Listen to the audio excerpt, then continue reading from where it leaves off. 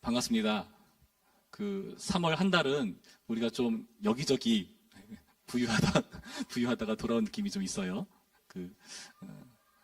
임시 공동회 참여, 그리고 야외 예배, 그리고 온세대 예배 이러다 보니까 뭔가 되게 오랜만에 홈그라운드에서 예배 드리는 느낌이 좀 있습니다. 너무 좋네요. 오실 때 여러분 주보 다 받으셨죠? 예, 주보에 평소와 달리 뭐 새로운 유인물 같은 게 껴져 있을 겁니다. 그쵸? 예, 예. 종이가 두꺼워요. 예, 예. 우리가 이제 태신자를 작정하고 VIP 초청주의를 준비하면서 조금 일찍부터 준비하려고 합니다. 그래서 이런 태신자 작정 카드를 삽입을 했고 여러분들에게 나눠드렸어요. 예. 이번에는 좀 긴 시간 동안 준비를 할 거예요. 그래서 우리가 찬양으로 고백했듯이 이 은혜가 풍성한 하나님, 예수님을 우리만 누릴 수 없기 때문에 우리가 이런 은혜를 누려야 될 또 다른 사람들, 특별히 내가 소중히 여기는 나의 소중한 친구들, 가족들, 사랑하는 사람들, 그런 사람들에게 복음을 들려주는 일을 위해서 우리가 좀 애를 써야 되지 않나 하는 생각을 가져봅니다. 근데 우리 기질 여러분 잘 아시잖아요. 우리가요, 해야지라고 마음만 가지고 있으면 안 돼요. 그죠? 그래서 어떤 형식에 담아서 우리가 할 수 있는 어떤 시스템을 구축을 해야 됩니다. 그게 바로 이 카드입니다. 여러분, 그래서 4월 한 달간 이 카드를 작성하셔서 저한테 주시면 됩니다. 목장 안에서 걷어서 주어도 되고요. 4월 한 달간의 기간이에요. 그래서 여러분 까먹지 마시라고 잘 챙겨서 반 나눠가지고 개인 보관용은 성경에 끼워두고 수시로 보시고 기도를 해야 됩니다. 성경을 수시로 안 여시려나? 예, 그러면 안 되고요. 그리고 교회 제출용은 제출해 주셔가지고 그 명단을 우리가 가지고 함께 기도하는 시간을 가질 겁니다. 그리고 여러분들 할 때 그냥 하면 재미가 없으니까 제가 미션을 드릴 거예요. 지금은 제가 교회 전적으로 공지는 안 했지만은 몇 개월 지나면은 매 달마다 미션이 들어갑니다. 대신자와 함께 뭐 커피 마시기라든지 뭐 놀러 가기라든지 그런 미션들이 나갈 거예요. 그러면은 그 달에 그걸 해주시면 됩니다. 너무 부담 갖지 마시고 편안하게 내가 이 친구를 반드시 데려오겠다라는 그런 막 부담은 버리시고 그냥 정말 내가 사랑하는 사람들에게 복음 한번 들려주자. 귀에 복음 한번 들어가게 하자. VIP 초청주에 한 번 나오고 그 다음날 안 나와도 괜찮아요. 왜냐면 내년에 또 부르면 되니까. 계속해서 복음이 들어가게 하자인 게 취지입니다. 보시면 칸이 여러 개 있죠? 예. 그 칸을 다 채우고 싶은 그런 열망이 솟아오르지 않습니까? 칸이 몇 개죠? 예. 그럼 몇 명 들어가야 되죠? 안 돼요. 그 한 칸에 예시가 되게 많죠? 한 칸에 적을 수 있는 사람 수가 무궁무진한 거예요. 그러니까 여러분 깨알 같은 글씨로 잘 적어주셔서 정말 많은 사람들이 복음을 듣고 나오는 애들이 있었으면 좋겠습니다.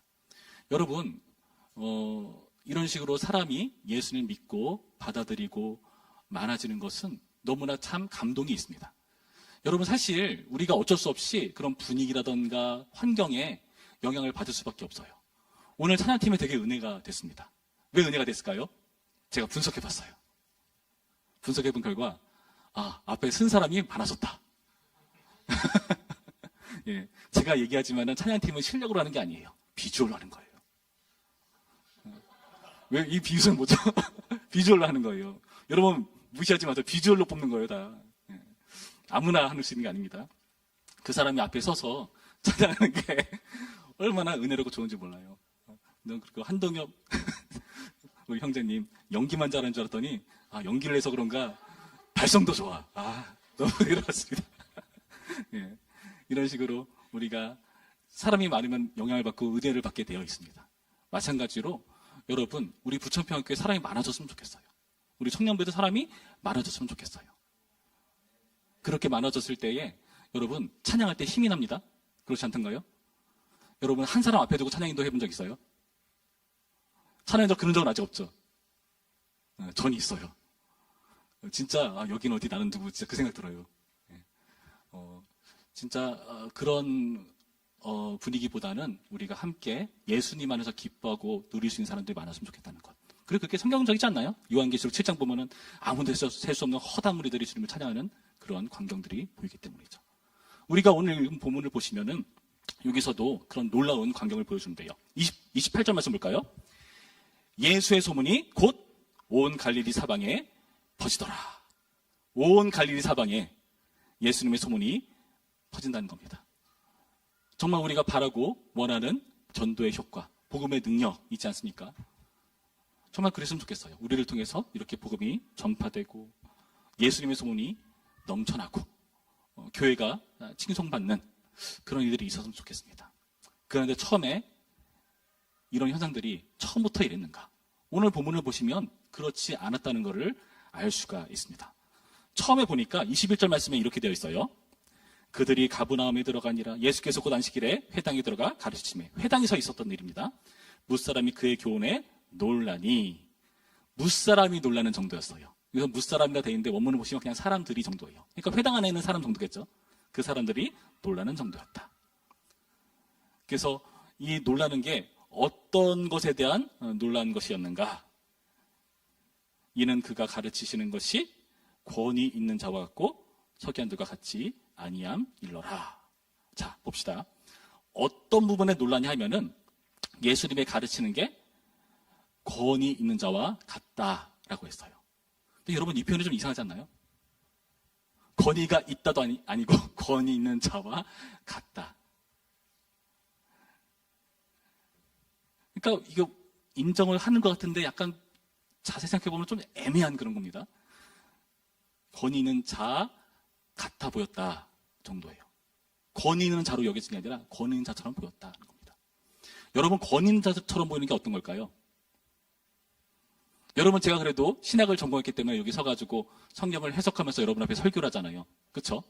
근데 만약에 제가 아니라 다른 사람, 우리 다이자매가 와가지고 설교를 한다 생각해 보세요. 아마 여러분들이 제대로 주목해서 안 들을 수도 있어요. 왜 그럴까요?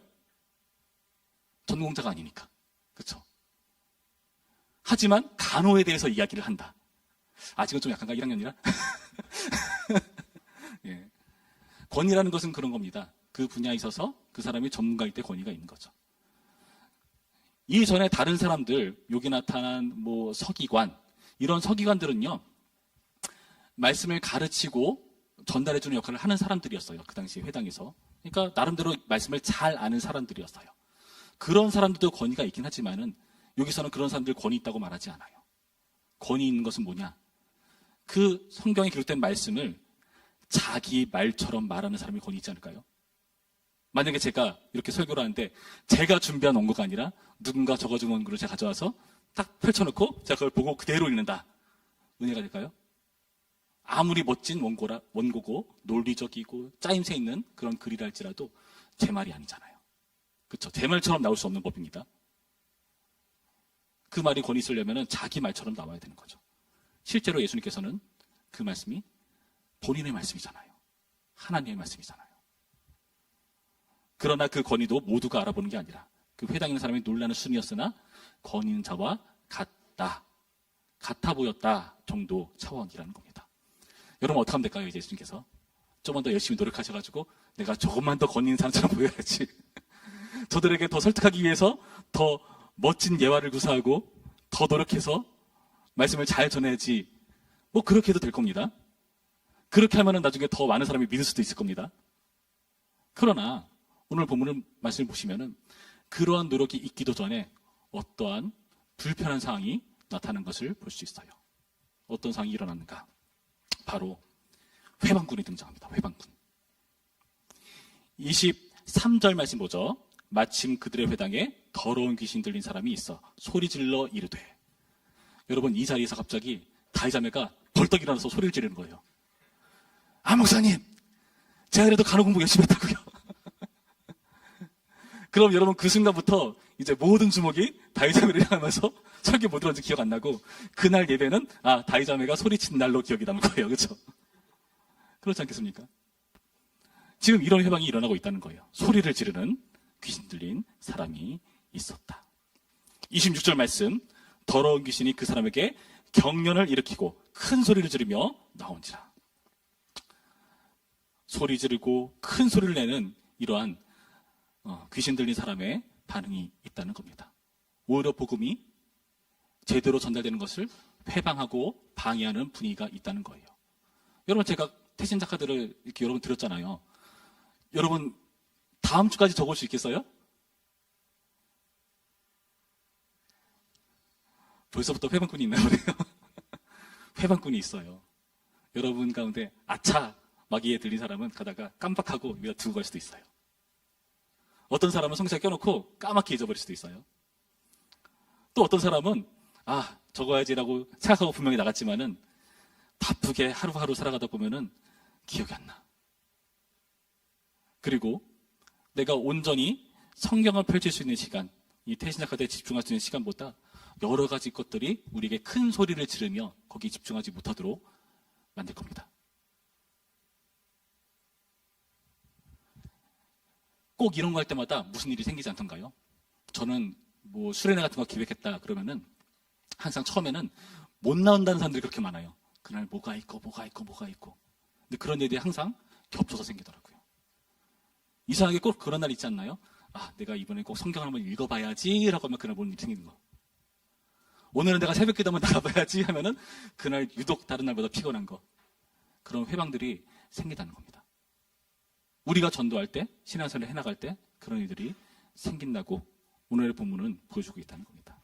예수님도 마찬가지셨다. 여러분이 전도하기 힘들어지는 환경들, 여러분의 부끄러운 성격들, 여러분의 흔들리는 신앙들, 이런 것들이 우리를 힘들게 만들 수 있다는 겁니다.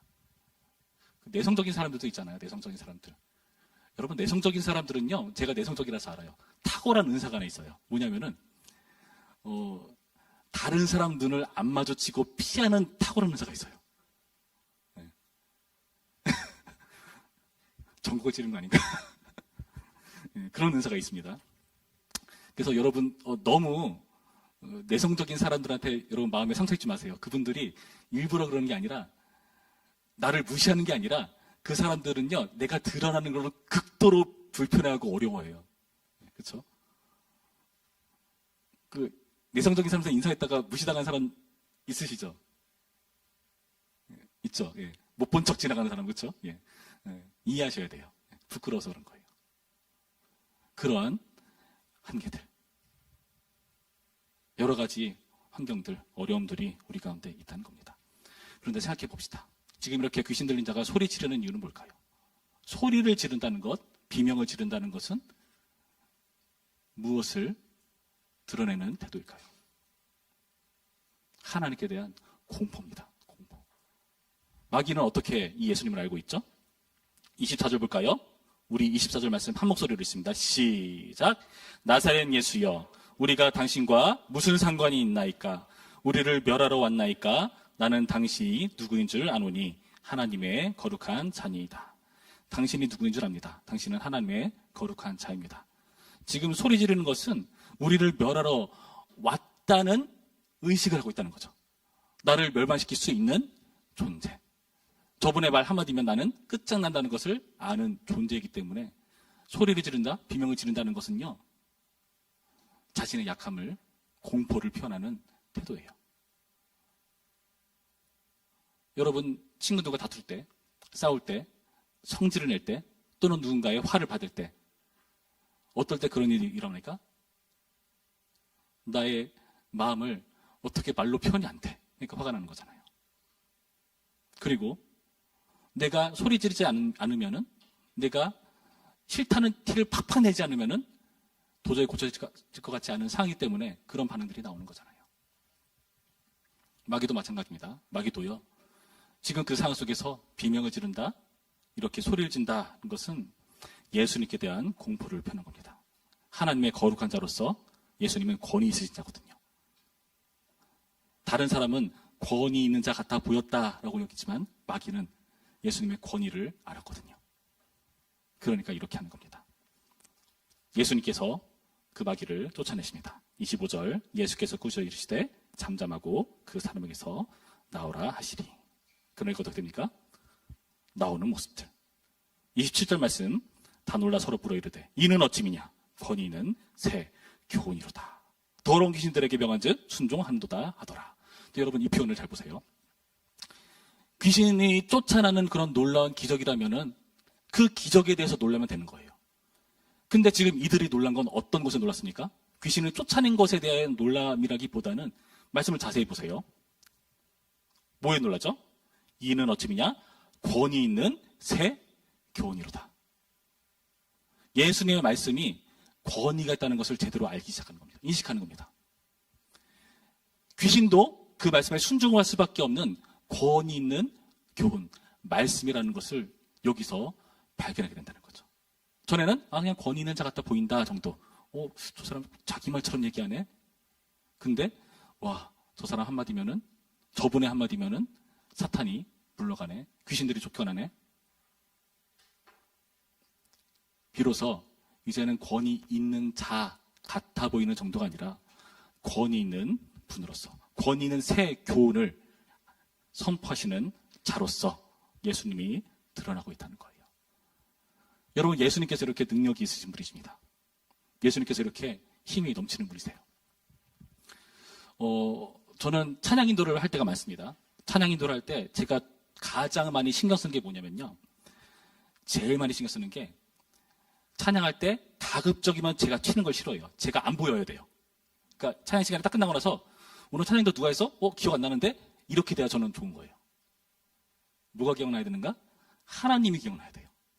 그래서 저는 이번 콘텐츠를 짤 때 앞부분은 사람들의 마음을 만드는 걸 위주로 많이 넣지만은 뒤로 가면 갈수록 가급적이면은 사람에게서 초점이 옮겨져서 예수님이나 하나님이 주인공인 가사로 이렇게 옮겨가려고 노력을 해요. 그러니까 부르다 보면은 멘트를 많이 하지 않아도, 내가 멋진 예화나 간증을 하지 않아도 찬양만 열심히 부르다 보면은 어느 순간 하나님 앞에 도달해 있는 그런 쪽으로 저는 짜려고 애를 쓰는 편입니다. 이렇게 하는 이거 뭐라고요? 나에게 능력이 있는 것이 아니라 예수님, 하나님에게서 능력이 있기 때문에 그렇게 하는 거예요. 예수님이 드러나야 권위가 있는 겁니다. 여러분의 전도 가운데 예수님이 드러나야 힘이 있는 겁니다. 근데 이런 생각 들 거예요. 전도하는 거 너무 부끄럽고 예수님이야 우리 만나기는 하지만은 나의 삶 속에서는 함께하지 않는 것 같고 불편하고 힘들고 나의 너무나 내성적인 성격도 있고 부끄러움도 많이 타고 사실 학교 가서 친구도 별로 없는데 그런 여러 가지 복잡한 생각이 들 겁니다. 근본적인 이유는 뭐죠? 우리는 예수님 같은 권위자가 아니잖아요. 우리가 말한들 아무리 애쓰고 애써봤자 권위 있는 자 같아 보일까 말까 일 텐데 우리가 그런 일을 할 수 있겠습니까? 우리는 권위자가 아니잖아요. 할 수가 있습니다. 그러나 그런 우리를 향해서 예수님께서 주시는 말씀이 있는데요. 우리 한번 성경을 찾아볼까요? 마태복음 28장 18절에서 20절까지의 말씀입니다. 마태복음 28장 18절에서 20절까지의 말씀 교독하죠. 제가 18절 말씀 먼저 읽겠습니다.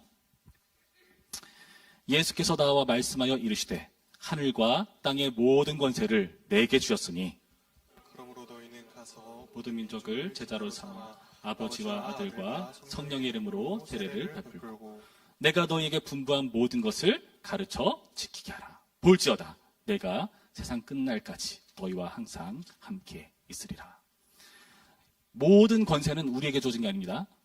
내게 있다. 예수님께서 자기에게 있다고 말씀하세요. 이상하죠? 예수님께서 이제 곧 올라가실 텐데 모든 것에는 너희에게 줄 게가 아니라 나한테 있어 하고 가버리세요. 얼마나 무책임하세요? 근데 무책임한 게 아니에요. 보시면은 우리가 모든 민족을 제자로 삼는 일에 동참하기 시작할 때에 그리고 우리가 배운 그 모든 것들을 사람들로 지키게 하려 할 때에 예수님께서 어떻게 하신다고요? 그 권위 있으신 예수님께서 세상 끝날까지 너희와 항상 함께 있으리라 입니다. 여러분, 여러분 이제 태신자를 작정하고 VIP를 이렇게 나름대로 고민하고 기도하는 마음으로 한 사람 이름을 정말 소중한 사람 한 사람 이름을 적어나가면서 내가 이 친구한테 어떻게 얘기를 하지? 복음을 어떻게 전해야 되지? 고민될 거예요. 쑥스러울 겁니다. 그러나요, 여러분이 그 일을 하기로 마음먹은 이상, 그 일을 도전하고 시도하는 이상 예수님께서, 그 권위 있으신 예수님께서 함께 하시겠다고 말씀하세요. 여러분, 이것이 우리의 힘이 돼야 됩니다. 여러분이 예수님의 능력과 힘을 잊고 싶다? 그러면은 그 일을 시도하면 되는 겁니다. 당연히 비명소리가 들릴 겁니다. 소리 지르는 그런 방해들이 있을 겁니다. 겁먹지 마세요. 당연한 겁니다. 예수님이 있는데 그 예수님을 싫어하는 세력들은 소리 지르고 비명 지르게 되어 있습니다. 그리고 오히려 그때에 기회로 여기세요. 어떤 기회? 저 소리 지르는 환경에 대해서, 나를 방해하고 회방하는 그런 세력들에 대해서 예수님께서 자신의 권위를 드러내는 기회로 삼으시길 바랍니다. 여러분, 이것이 우리가 예수님과 함께 할 수 있는 비결입니다. 예수님께서요, 우리가 주님의 일을 하겠다는데 주님 함께 하지 않으세요. 나 몰라라 하지 않으세요. 함께 하십니다. 여러분, 그만큼 권위 있는 예수님과 함께 할 수 있는 기회를 반드시 누리시기 바랍니다. 4월 한 달 남았습니다. 우리가 지난주에 야유예배 때문에 제가 카드를 그때 나눠드리지 않았고, 왜냐하면 그 바깥에 다 두고 가면 곤란하잖아요. 오늘 나눠드렸어요. 꼭 잘 작성하셔가지고 주셨으면 좋겠습니다. 그리고 마음을 정하세요. 마음을 정하셔서 내가 진짜 이번엔 정말 내 소중한 사람들, 친하고 너무 사랑하는데 내가 그동안 여러 가지 이유로 복음을 전하는 것을 자꾸 회피했었던 사람들 떠올려 보세요. 있잖아요. 있을 겁니다. 그런 사람들 떠올려서 적어보는 겁니다. 그리고 그런 기회를 통해서 다른 사람 아닌 내가 먼저 그 권위인 예수님과 함께하고 예수님을 만나고 그 예수님의 능력을 체험하는 기회가 되기를 바랍니다. 오늘의 말씀으로 예수님의 능력을 여러분 확인하는 기회 삼는 우리 모두가 되기를 주님의 이름으로 축원합니다. 기도하겠습니다. 참 좋으신 하나님, 주님의 은혜를 감사드립니다. 오늘의 말씀을 통해서 권위 있으신 예수님과 함께 할 수 있는 비결을 생각해 봅니다. 주님 붙드시고 인도하셔서 주님의 능력을 힘입을 수 있는 우리 될 수 있도록 인도하여 주시옵시고, 주님의 일을 하려고 다짐하는 가운데 주님께서 함께 하시는 그 권위이신 능력을 확인하는 기회를 우리 모두가 누릴 수 있도록 인도하시고, 성령께서 함께 하셔서 우리 마음 가운데에 소중한 한 영혼 한 영혼 그 이름들이 떠오르게 하시고, 이번 기회를 통해서 그들에게 복음이 전해지는 역사 일어날 수 있도록 함께하여 주시옵소서. 감사드리며 예수님의 이름으로 기도했습니다. 아멘.